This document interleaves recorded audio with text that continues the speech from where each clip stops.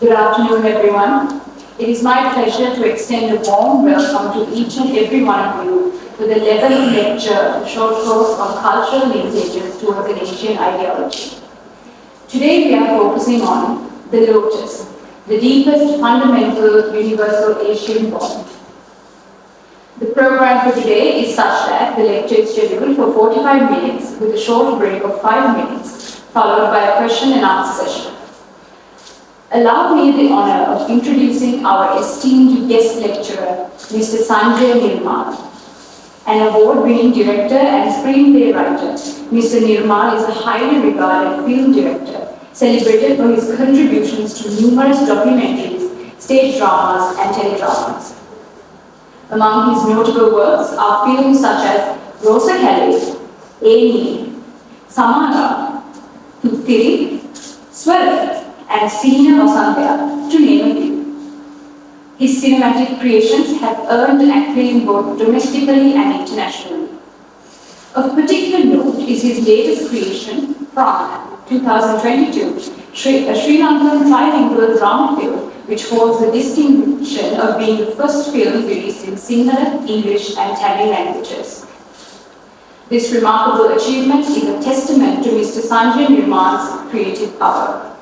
Additionally, Mr. Niramal has played a pivotal role in supporting the production of the inaugural short film, The Circle, produced by the Department of Social Sciences at KBU under a grant received from UNDP. Beyond his cinematic achievements, Mr. Niramal is a distinguished writer with his Ekasi Eka Kamadahan book series enjoying widespread popularity.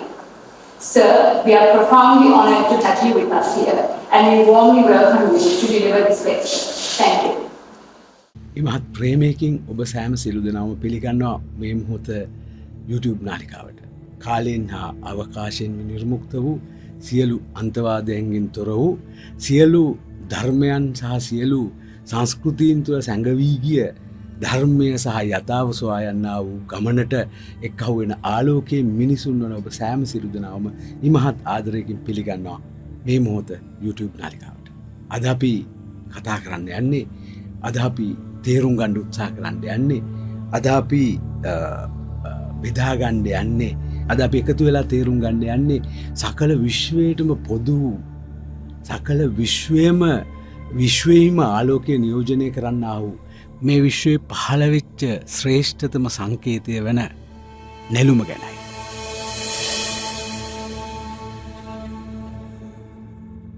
නෙළුම විශ්වීය සංකේතයක්. මේ මොහොත නාලිකාව තුළ අපි උත්සාහ කරනවා ලෝකේ පැතිරිච්ච, ලෝකේ භාෂාවෙන් එපිටට ගිය, සංස්කෘතියෙන් එපිටට ගිය දේවල් තේරුම් ගන්න පුළුවන් විදිහේ සංකේතානුරූපී අර්ථයන් සහිත සංකේත කියවන්න. ඒ සංකේත කියවන ගමනේ එක්තරා සුවිශේෂී සන්ධස්ථානයක්, එක්තරා මූලික පියවරක් විදිහට අපි අද කතා කරන්නේ නෙළුම ගැන. නෙළුම තරම් ලෝකේ පුරා පැතිරිච්ච, ලෝකේ පුරා විසිරිච්ච, ලෝකේ පුරා මිනිසුන් සංස්කෘතීන් ඔබ්බෙහි එකතු වෙලා බෙදා ගන්නා වූ සංකේතයක් නැති තරම්. නෙළුම අපිට පේනවා ඇත අතීතයේ පුරාණ ඊජිප්තුවේ පිරමීඩ ඇතුලේ තිබිච්ච මියුරල්ස් වල ඉඳලා, පිරමීඩ ඇතුලේ තිබිච්ච චිත්‍රවල ඉඳලා අද වර්තමානයේ වෙනතෙක් ඒ හා අතර පරාසය තුර විහිදිච්ච සෑම ආධ්‍යාත්මික ප්‍රකාශනයකම ඉමහත් උත්කෘෂ්ටත්වයකට නංවපු ඉමහත්සේ සංනිවේදන අර්ථ සැපයූ සංකේතයක්. අපි උත්සාහ කරන්නේ අද නෙළුම තේරුම් ගන්න. මේ සංකේතාර්ථය තේරුම් ගන්නට ඉස්සෙල්ලා මේ සංකේතාර්ථය තේරුම් ගන්නා වූ මූලික පියවරක් විදිහට අපි නෙළුමේ තාක්ෂණය, නෙළුමේ විද්‍යාව, නෙළුමේ භෞතික හැඩය පොඩක් බලන එක හොඳයි කියලා මට හිතෙනවා. නෙළුම කියලා කියන්නේ නෙළුම් බීජයක්, අර ගඳ ගහන දුර්ගන්ධිත කාලවර්ණ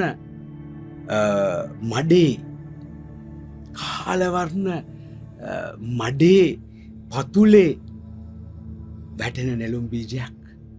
ඒ ඒ මඩ සමග එක්කහු වෙලා මියදුනාට පස්සේ එයින් හටගන්නා වූ ඒ මියයෑමේ ප්‍රතිඵලයක් විදියට නෙළුම් ඇටය නෙළුම් වැටේ විදියට නොසිට නෙළුම් ඇටය මියයාම හේතුවෙන් නෙළුම් ඇටය නෙළුම් ගුණය බවට පත්වනට පටන් ගන්නවා. නෙළුම් ගුණය බවට පත්වන පටන්ගන්නම නෙළුම් ඇටය ශුන්‍ය වී ගිය නෙළුම් ඇටය දර දඩු කටුක රලු දණ්ඩක් හදාගෙන මුල් විසිරිච්ච අලයන් සහිත පදාසයක විසිරුණු මුල් පද්ධතියක් හදාගෙන මේ කළු කැත ගඳ දුර්ගන්ධිත මඩේ තියෙන වර්ණයක්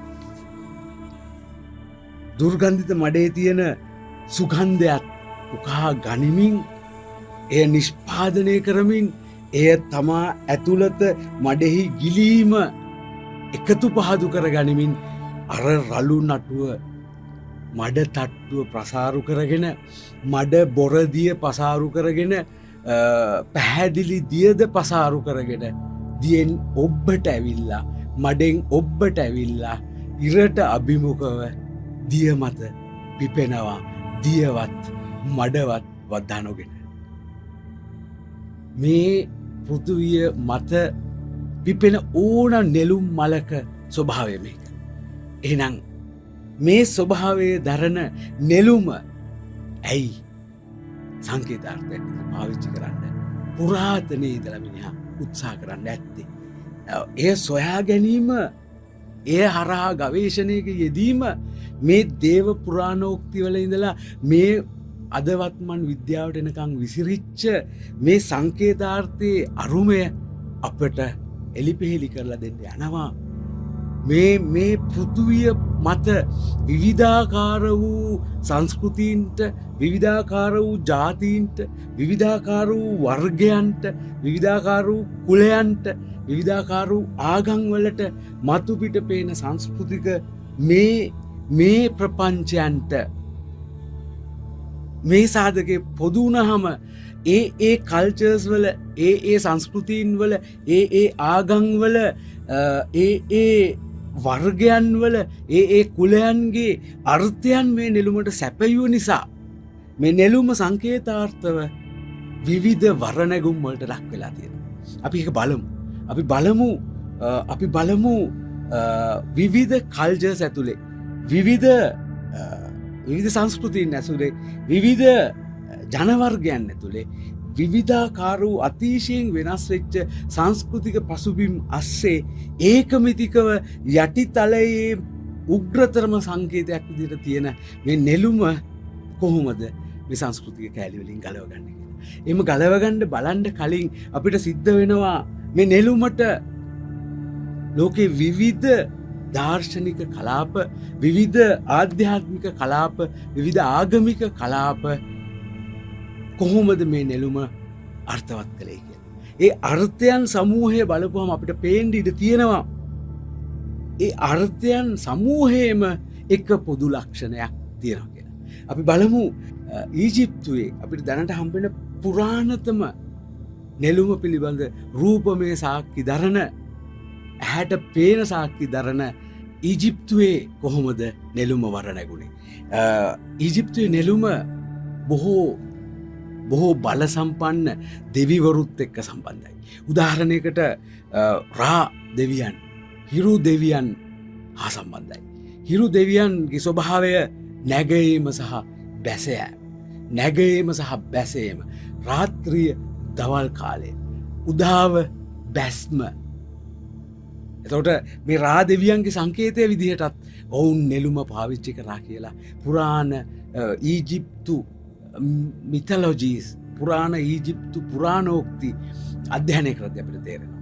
එතකොට නැගීම සහ බැසයෑම ඊජිප්තුවේ නෙළුමෙන් අර්ථවත් වුණා. ඒ නැගෙන බැසයන ඉරට බද්ධව පරවෙන සුපිපෙන නෙළුම සම්බන්ධයි කියලා ඔවුන් හිතපු නිසා ඔවුන් රා දෙවියන්ගේ සංකේතය විදිහටත් නෙළුම පාවිච්චි කරා.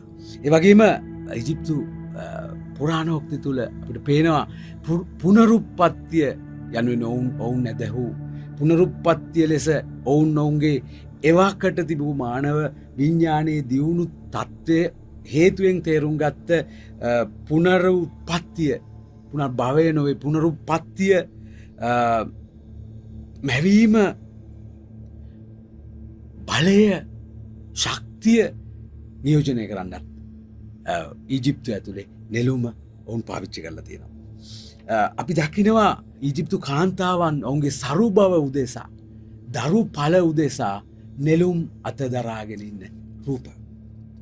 ඊට පස්සේ අපි බලමු කොහොමද ඉන්දියාව ඇතුළේ බුදුදහම ඇතුළේ ඉන්දියාව තුළ වූ විවිධ කල්චර්ස් ඇතුළේ කොහොමද මේ නෙළුම වර්ණගුණ කියලා. ප්‍රධාන කොට බුද්ධාගම ඇතුළේ බුද්ධාගමේ බුදුදහමට අදාළ සියලු ශාකා බුදුදහමේ මූලික හරය පදනම් කරගෙන ගොඩනැගුණු සියලුම ආකාරයේ සෙන් බුඩිසම් ඇතුළු මේ වජ්‍රයානය තන්ත්‍රයාන ඇතුළේ එතකොට මේ තාවෝයිසම් වගේ දහම් ඇතුළේ පවා ඔවුන් මේ ආසියාතිකව ඉතා ප්‍රබල සංකේතයක් විදිහට මේ නෙළුම භාවිතා කරනවා. ඉන්දියාවේ ඒ බුද්ධාගම ආශ්‍රිතව ගොඩනැගුණු බුද්ධාගම තුළ අපිට පේනවා බුදුන් නියෝජනය කරන්න නෙළුමකින්. බුදුන් නියෝජනය කරන්න නෙළුමකින් බුදුන් අර මඩින් උපන් මඩෙහි වූ ගඳ දුගන්ධ දුර්ගන්ධිත කාලවර්ණ මඩෙන් වර්ණයත් සුගන්ධයත් පැවැත්මෙන් වර්ණයත් සුගන්ධයත් උකහාගත් බුදු මනසක බැබලීම ඔවුන් නෙළුමෙන් සංකේතවත් කරනවා. එතකොට ඒ බුද්ධාගමට බද්ධව කොට නැගුණු අනිකුත් මහායානික දර්ශනයන් ඇතුළේ අපිට පේනවා ඔවුන් නිර්වාණයේ සංකේතය විදිහට ඔවුන් පරිපාක සාක්ෂාත්වීමේ සංකේතය විදිහට නෙළුම පාවිච්චි කරලා තියෙන හැටි. විශේෂයෙන් චීනයේ සෙන් බුදුදහමට සම්බන්ධ ප්‍රබලම සංකේතය නෙළුම. ඔවුන්ගේ පරිපාකය ඔවුන්ගේ පරිපූර්ණත්වය ඔවුන්ගේ සම්බුද්ධත්වය සංකේතවත් කරන්න ඔවුන් පාවිච්චි කරන්න නෙළුම.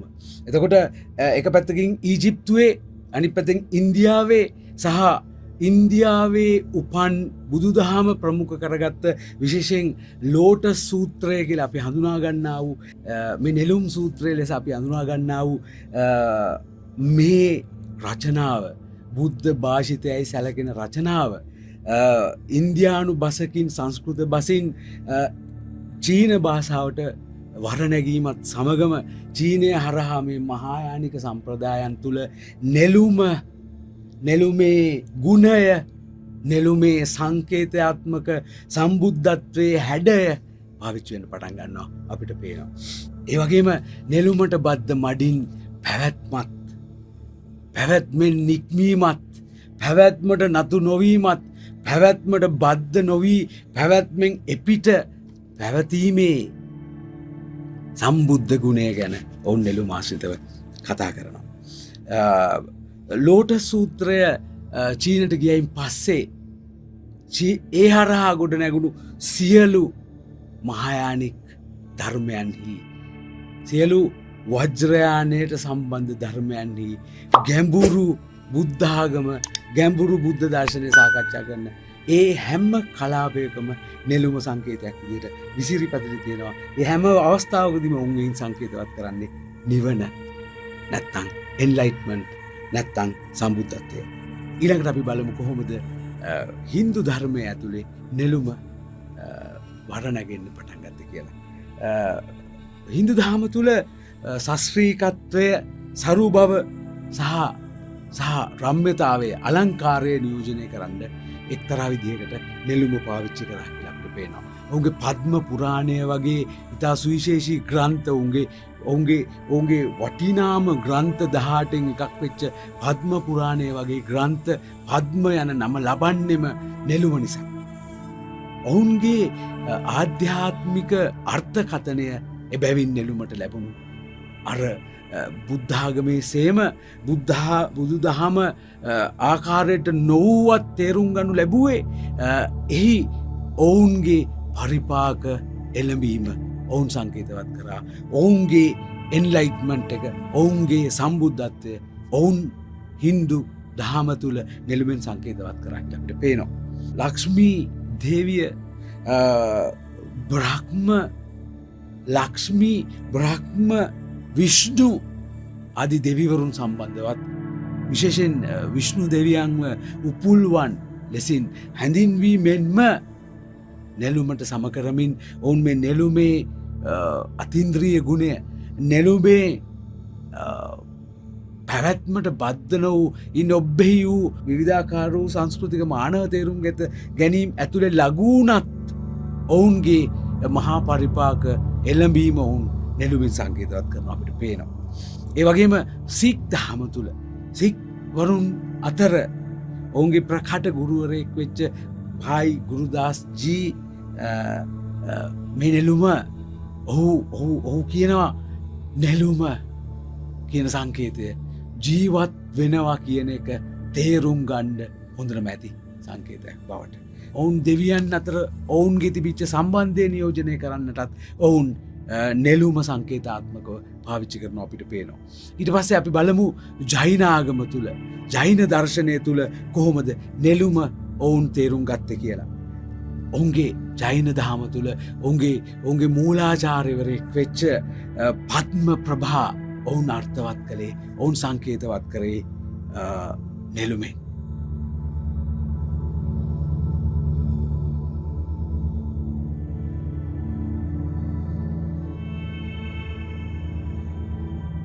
විවිධාකාර වූ වර්ණගත නෙළුම් මල් විවිධාකාර අර්ථ දරන අයුරු, විවිධාකාර වූ වර්ණයන්ගෙන් සැදී විවිධාකාර වූ නෙළුම් පුෂ්පයන් විවිධාකාර වූ අර්ථකථන ලබන හැටි ඔබට ඉගෙන ගන්න පුළුවන් මේ සංස්කෘතියෙන් ඇතුළට බැහැලා ඒවා පොඩ්ඩක් පාදලා හොයාගන්න උත්සාහ කළොත්.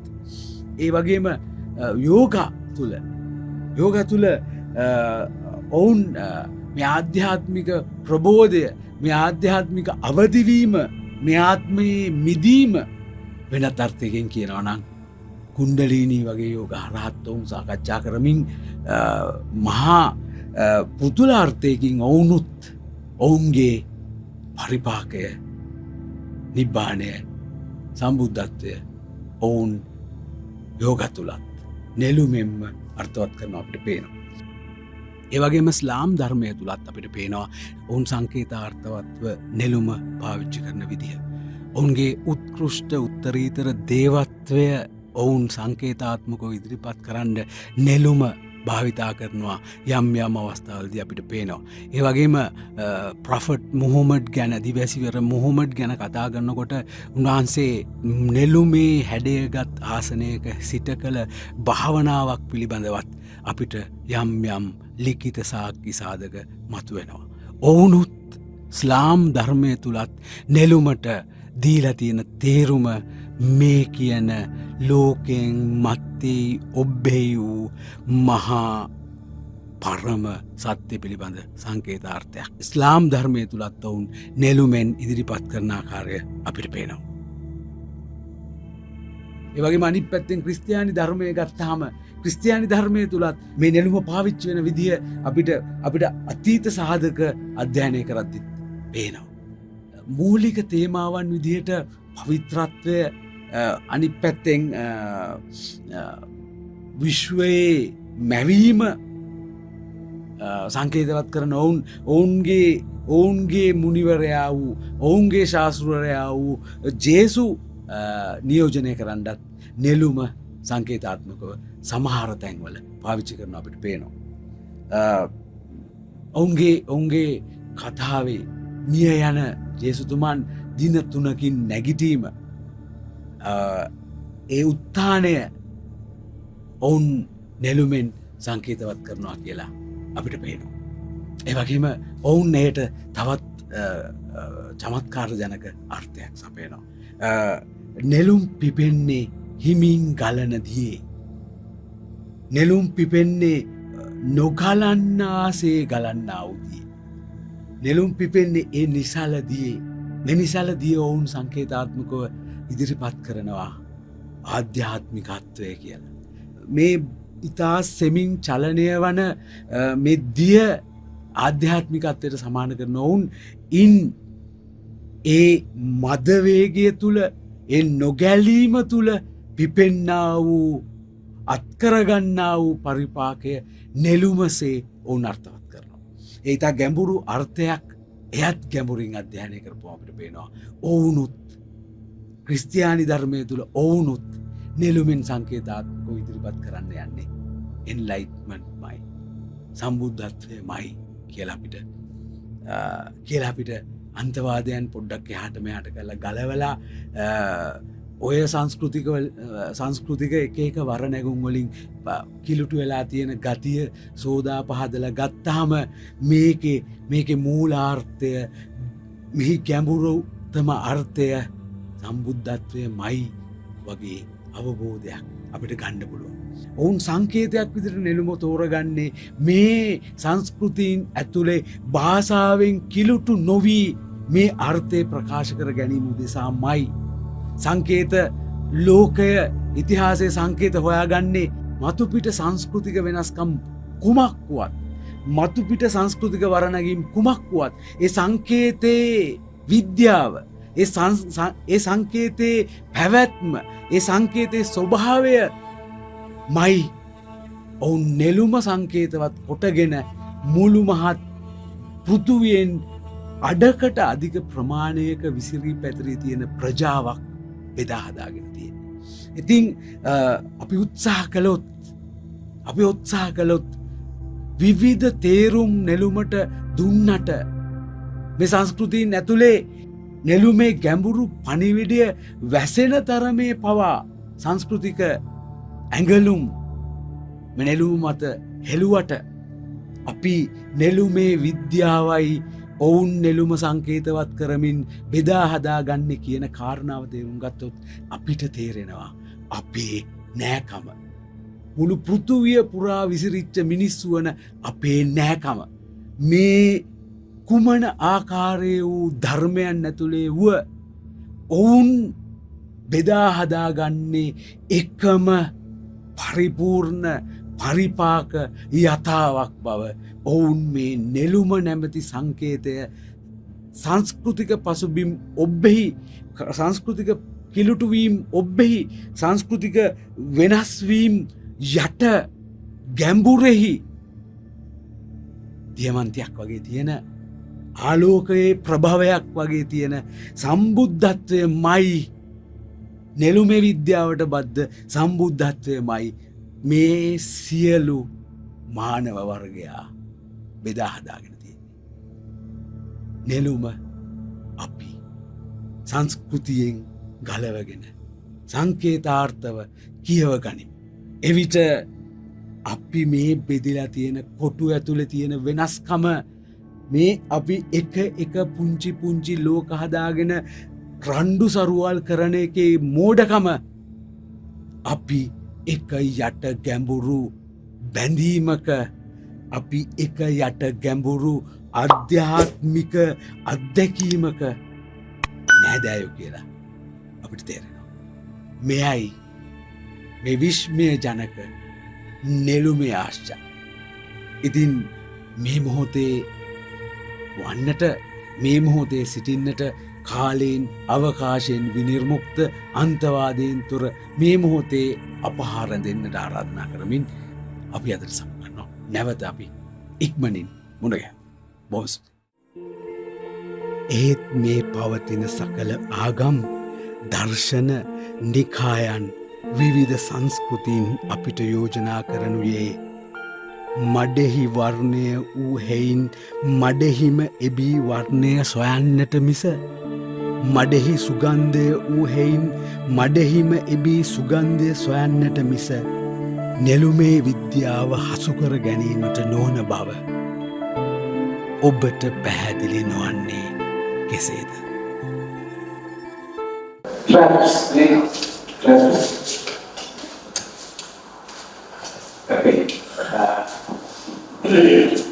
Hope you all understood the program that you have watched now. Was there language barrier for everybody? Or do you understand Sinhala? Understood nothing. Okay, let's see. Actually, this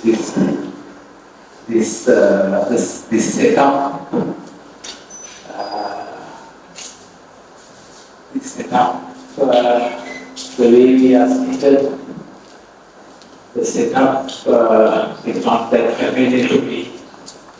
I'm not, able to be at ease with you again. The structure of the classroom, the hierarchy and such. And since I'm not a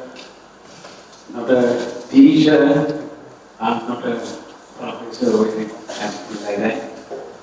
Since I'm not a lecturer,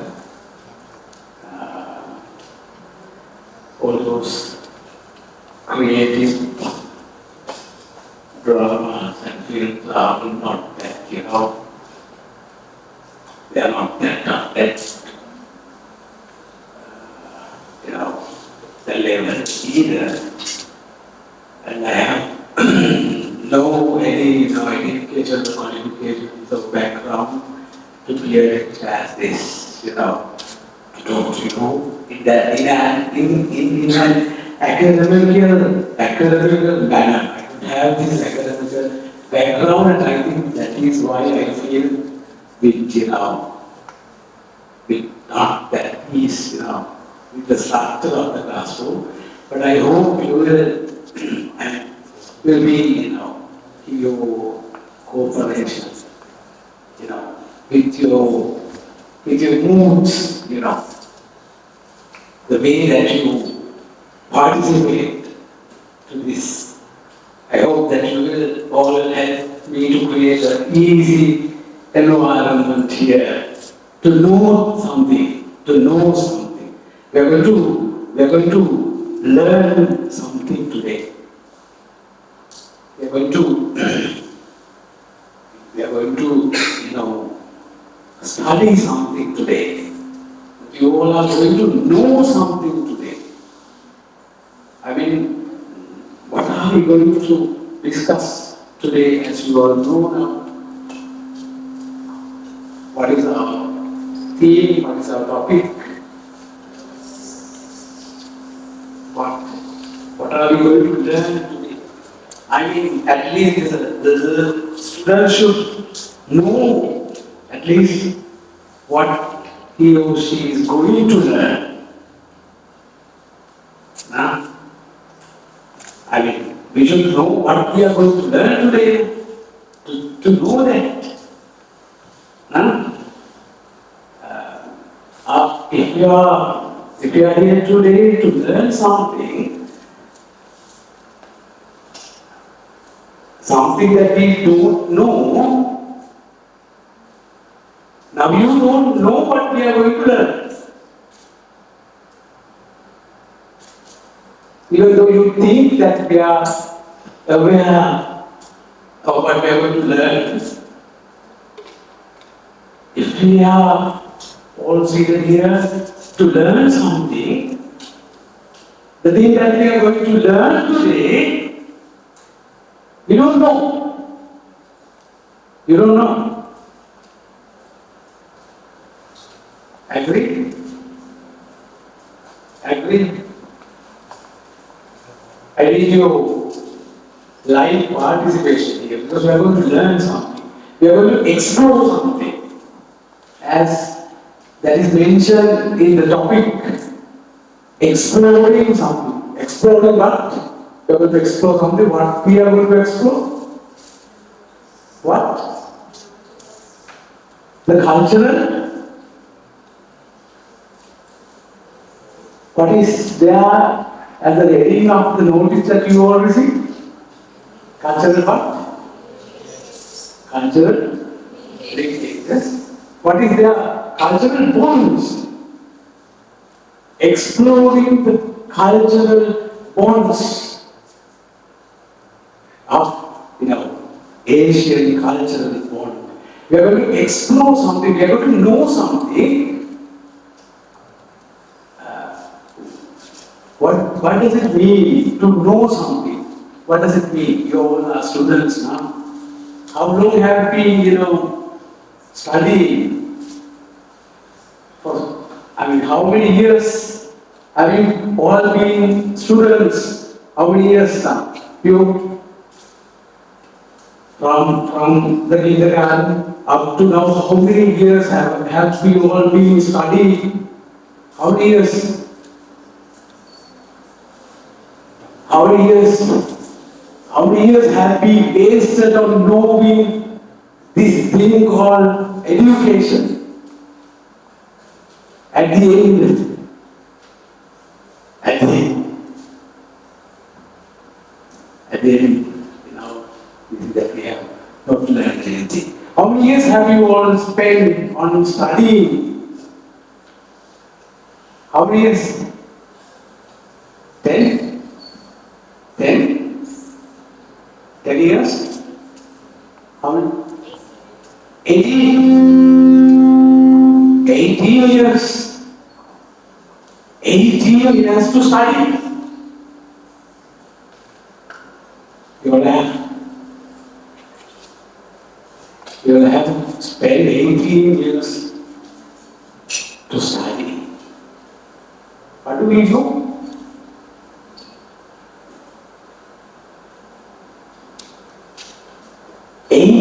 Years. How many days? Multiply it with 365. Take a calculator and multiply. How many days?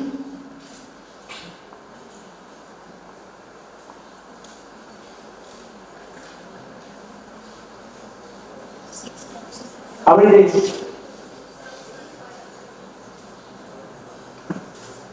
How many days? 6,500.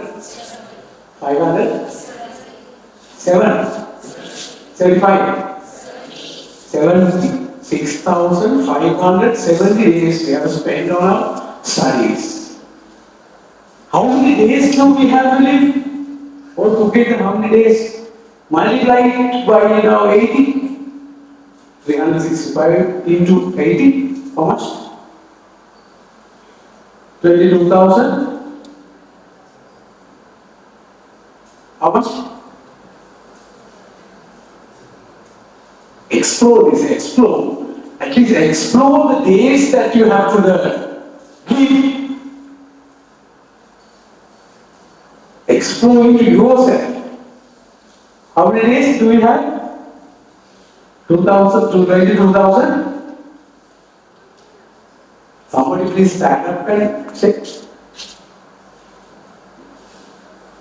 22,000. I think we are going to know the limited number of the days that we are going to learn. Explore that. How many days we are going to live? 365 into 80, how much? 29,200 days. If a person lives for 80 years, that person is going to live only 29,200 days only. And from that limited days, you have spent 6,000 of the years on your study. And after you reach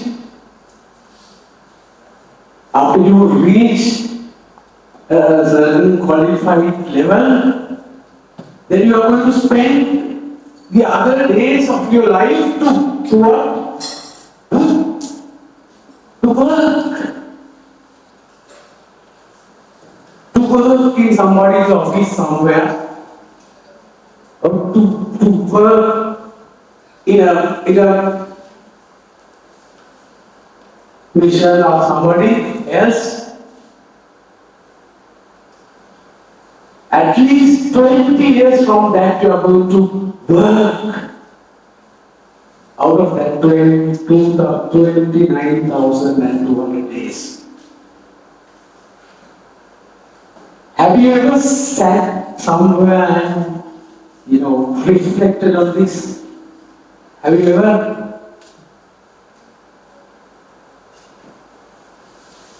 Have you ever made a retreat in your life to stay somewhere? To be with yourself for some time? Have you ever explored your inner self?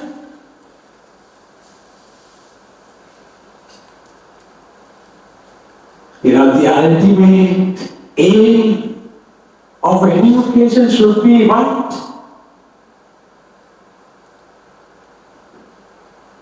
The ultimate aim of education is what?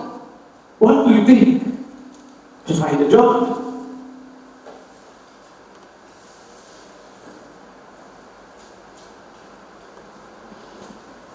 What are we have been studying for so long?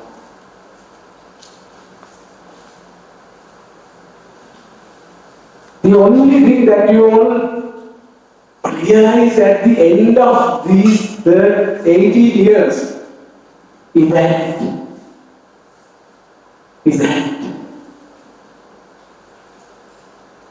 we don't know anything.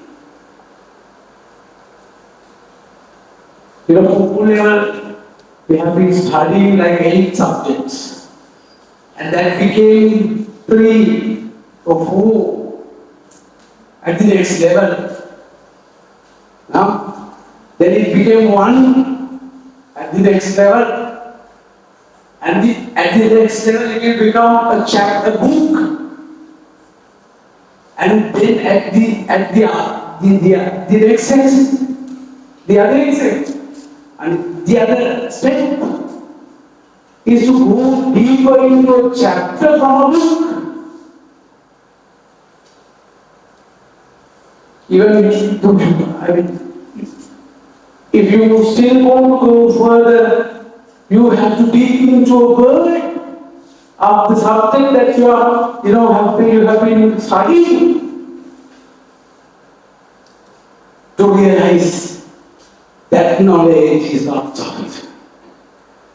That knowledge is something that does not give the wisdom.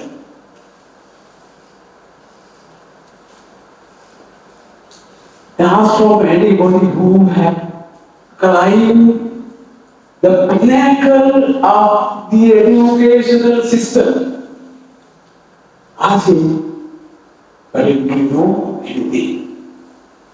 Have you ever able to know something?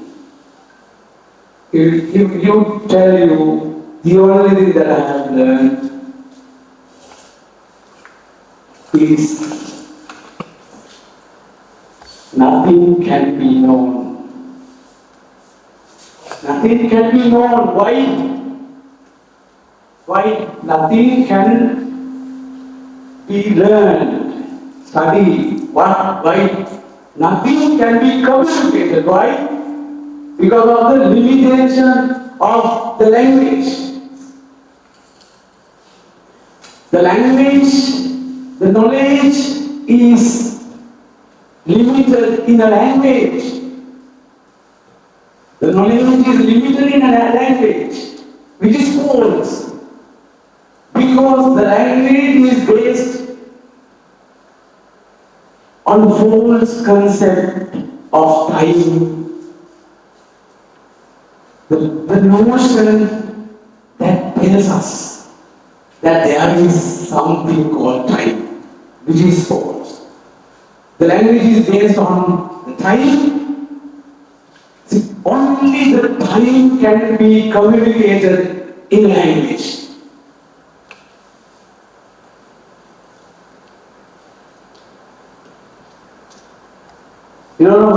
The only way that knowledge is transmitted into the other generation is the language. Now, language gives you facts. Can you ever, in a world of blinds, imagine in a world of blinds, is there a word for light?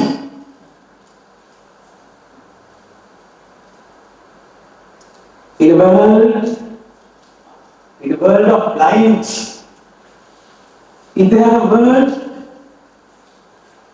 that can communicate light?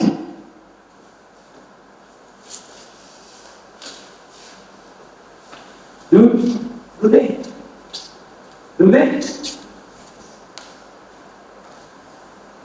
I'm asking you. I mean, do you agree with what I'm trying to, trying to tell you? I'm going to teach you something by some or other. This matter which I'm here to explain, which I am here to explore with you all, I will explain that, explore that with you. For that, you need to get into a mood of a student.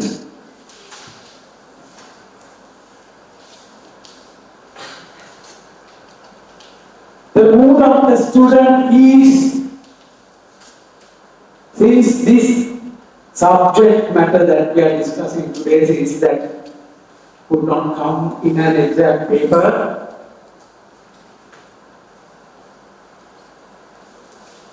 Now,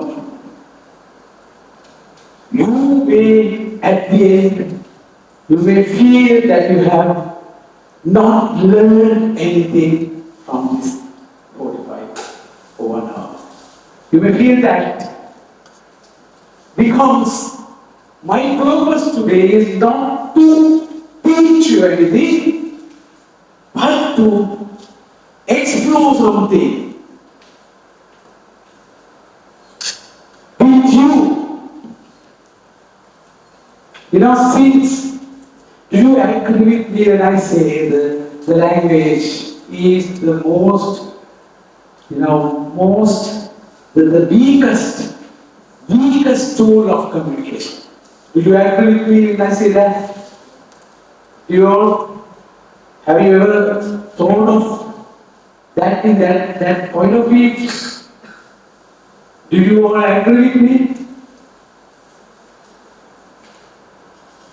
You may feel the things that I am discussing here with you today is not that relevant, is not that, academical, you may have that, you may feel that, but wait till the end. Wait till the end. Do you agree with me? I mean, to go further, the pace, the words, language is the strongest barrier of communication. Do you agree with me on that point?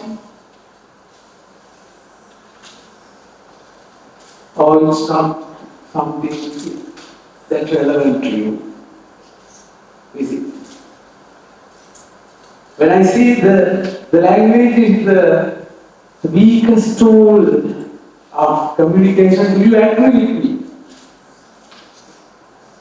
I'm asking you a question which is not that familiar with the way that you have been studying for these 18 years. These 18 years what you all have been doing is to listening to a lecturer or a teacher, get down the points that comes through his words, by-hearted them, and studied the structure of the question papers, and then you have gone and written the details that you have been by-hearted to a formatted question. That is the education that you know you have been in. But education is to explore. Do you agree with me when I say the weakest tool is the language? Have you ever thought of it? Can you communicate the strongest feelings of emotions of yours to language? Can you? When I say the mango tree, when I say the mango tree that switches the picture of yours, of you in your head, the image that flashes in your head, when I say a mango tree, is not the mango tree that I have built. The mango tree that is in the head of the student here is not the image that you have in your mind. When I say mango tree, 100 different pictures that word has given. So the particular mango tree that I am referring to cannot be communicated with words. The language, because the language can only transmit the knowledge that is based on time. We have the past tense, they have past tense, present tense, and future tense. That's it. Beyond that,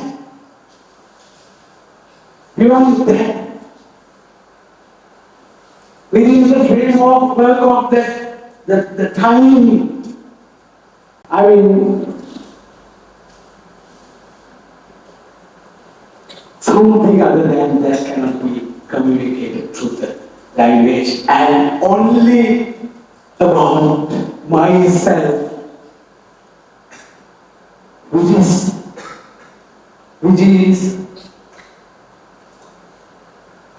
a dream either. Which is not real either. About myself, which is not existing, we are communicating things according to a time pattern which is not existing. So only the wholes can be communicated through words. Okay? Here we are going to explore something today. The cultural bondage of Asia. The relationship of the people of this region of the globe.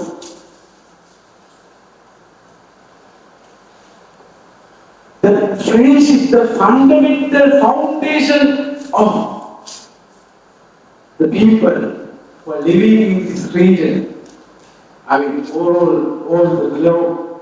You know, as the language is limited, people invent literature first. And for being able to communicate non-verbally, the most profound things that they have humanity has invaded is symbols. Symbols has no language. Symbol is a symbol. A symbol cannot be explained in words. Do you get that? That is why we have a symbol. We have been trying to communicate it through words. Since that cannot be communicated, humanity invade a symbol to transmit what they need to communicate. I mean, just be here. Where are we? Empty yourself if possible. You may feel that this is not relevant, but yet Until we, come to an enlightenment of the subject that we are going to study today, be here, be attentive. Good evening, gentlemen. This explore a major part of the task of your short course on cultural linkages, roots and Asian ideology, both academic year, enlightenment. First and foremost, I would like to express The my simple full appreciation to our esteemed lecturer, Mr. Sanjaya Niramal, who generously shared his time and invaluable knowledge with us.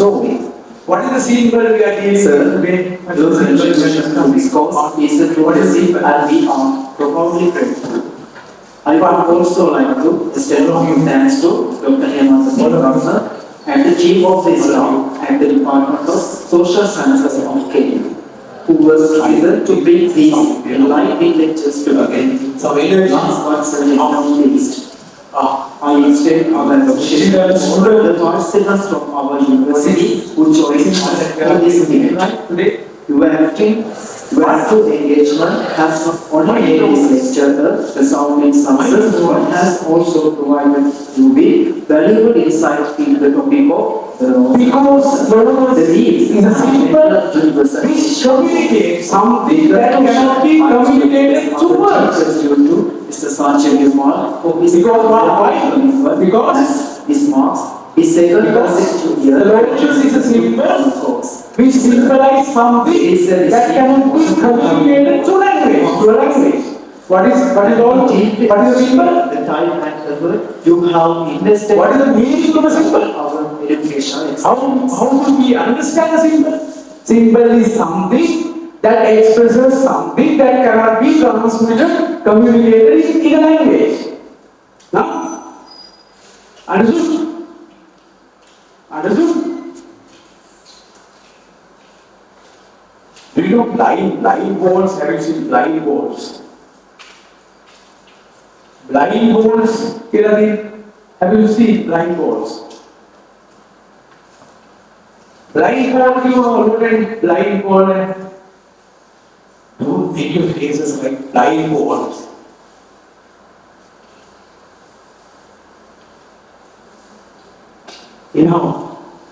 Don't try to learn anything from this, but try to understand something.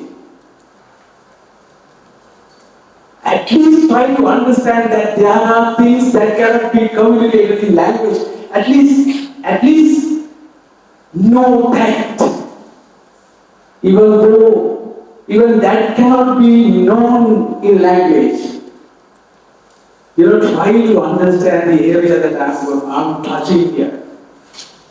This might not be the cultural limited a lesson that you are learning, but yet, So the symbol symbolizes something that cannot be learned in a language.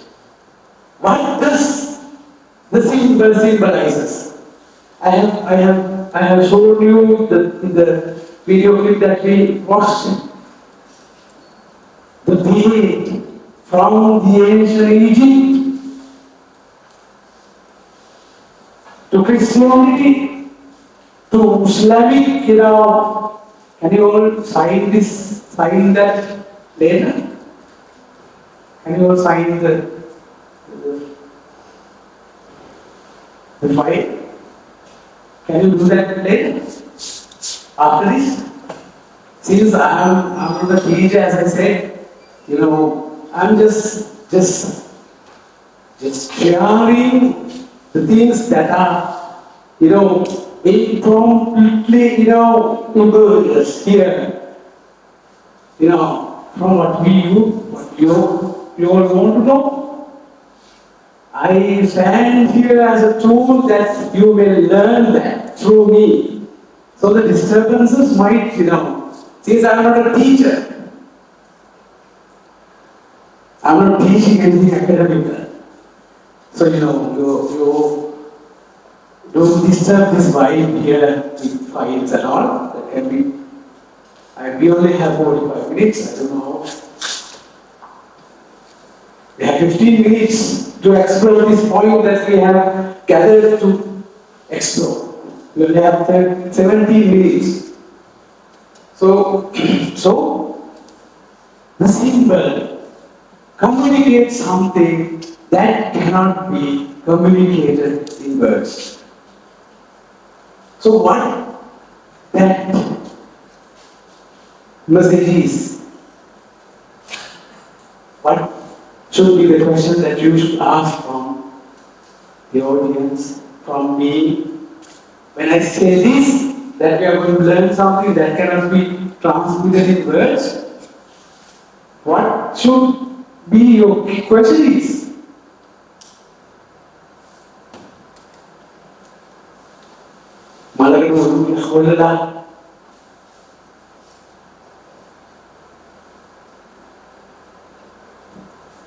The natural question goes, what should you ask me when I say that we are going to learn something that cannot be communicated in words? What should your question be? What should your question be? කොහොමද අහන්නේ? ඉතින් වලට මතරින් පෙරේ එකක් ගන්නවා කොහොමද උගන්වන්නේ?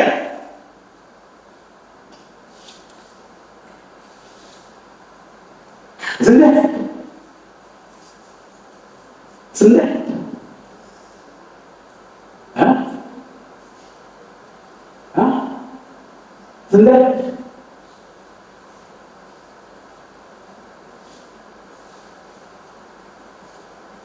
How are we going to learn a thing that cannot be communicated through words, through a symbol? So, to understand the symbol, we have to read the symbol as it is. You know, the plants on the earth, why do they are in different forms, different appearances? The trees, the fruits are not in the same shape. The mango appears differently than an apple. The color is different. The appearance of the tree is different. The leaves are different. Why? Why have the creation, the nature be that sharp in making the appearances of the plants and the fruits of the nature? Why? Why are they in different forms? They might be giving us some signals through the way that they appear. You know, the fruits that are providing the essential vitamins and all other ingredients to heart is in the nature, in a shape of a heart. The fruits like apple, strawberry.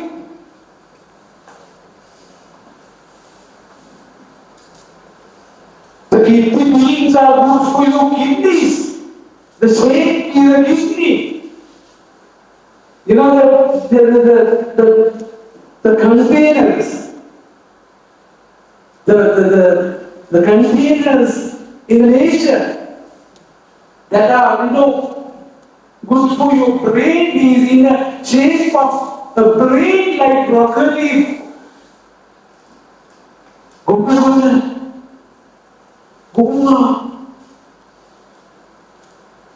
They all have been kept in a different shapes. They all have given different shapes for us to communicate without words the usage of it and how that affects on us. So the lotus has been given a different shape and a different mechanism. Different mechanism. All those cultures that we watched in this video, they are using this symbol to communicate the most profound, final approach of their philosophical trains. The ultimate truth of their philosophical trains. They have been using this symbol. So to read the symbol, when we dig into the symbol along the words, the shape and the mechanism of the symbol gives us, teaches us something that cannot be communicated in words. The way the seed dies in the mud, the seed dies in the mud. The seed should die in the mud to ferment, for the lotus to be, shining one day. The seed dies. The seed, the meaning is the self should die. The self should die in this ugly mud. The existence. The self should die in this ugly mud in order to bloom like a flower one day. And that the network of the roots that creates the hardest roots that a tree should have, they have the set of fruits and the truth that they transmit the nourishment in that dark, black, ugly, muddy situation. The strong roots absorb the color from that black mud. The roots should be strong like that. They absorb the color and the smell. The smell from that bad smelling mud. The roots absorbs the smell, fragrance, and they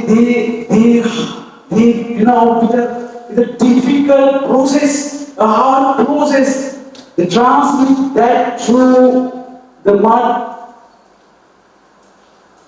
The bud goes through the muddy level, then the muddy water level it passes, and then it approaches just to the clear area of the water, and then come out from that muddy world in order to bloom in front of sun. So the symbolical meaning of the flower lotus, if the symbolical meaning of the flower lotus is that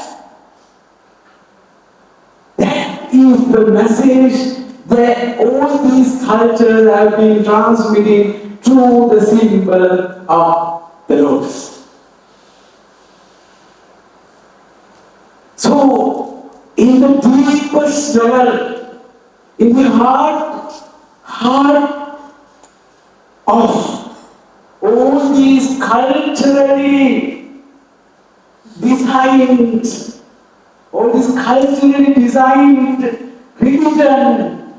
religions and all these, groups, ethnic groups, let it be national groups, let it be religious groups, all these groups are trying to read the symbol that they have in words, in culture, in a language which forms to be able to communicate only the senses and the knowledge that we gather from the limited five senses. Words are able to do that only. So the symbol shares with us all the nations or the cultures that are sharing the symbol of a lotus, sharing the inner meaning of the lotus itself. That is, the existence is mud. You should grab the light from the darkness, and it should go through a process in order to make it a flower. So, in that basis, in that foundation, in that deepest level, there are no cultural barriers among these nations which are sharing the same knowledge that contains in the symbol of lotus. All the other cultural, religious claims and philosophies suggest us to dig into the mud because the color of the flower has been in the mud. They propose us. They forces us to dig into the mud to grab the color of the flower without knowing the mechanism of a lotus. Nobody of us can dig into the mud and grab the smell of the color from the mud until we know the mechanism of a lotus. So, got the point? Got the point? Cultural differences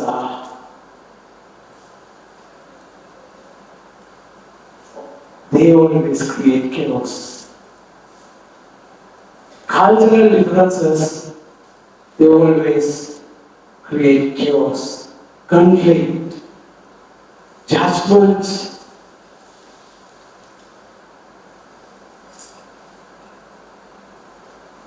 So there are things that are being hidden deep in the heart of all these religions, which has to be dug, explored for us to become enlightened in what we learn. For me, I believe the education is that at least 4 or 5 among you, at least 4 or 5, at least not more than 10 here in this classroom, at least I feel God to that, could enlighten their, darkest area of this subject of culture.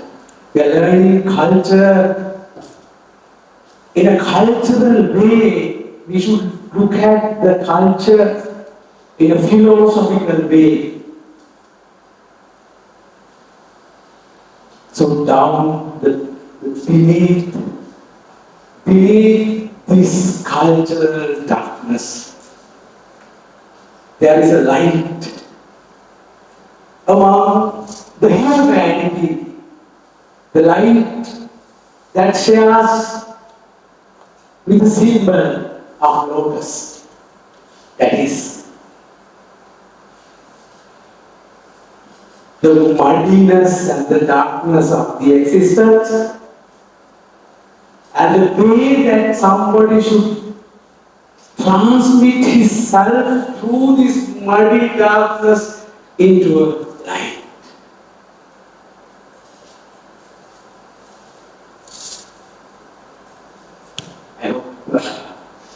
least some of you may be able to grasp a little bit from what I have been trying to communicate to you, something that cannot be communicated in words. I have been trying here for this hour to communicate to you in words that are not words. Wisdom is about words.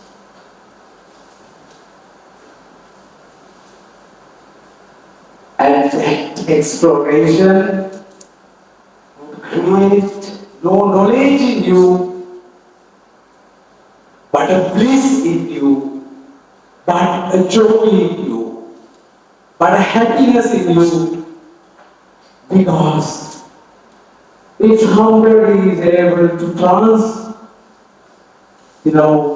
surpass these cultural barriers, the happiness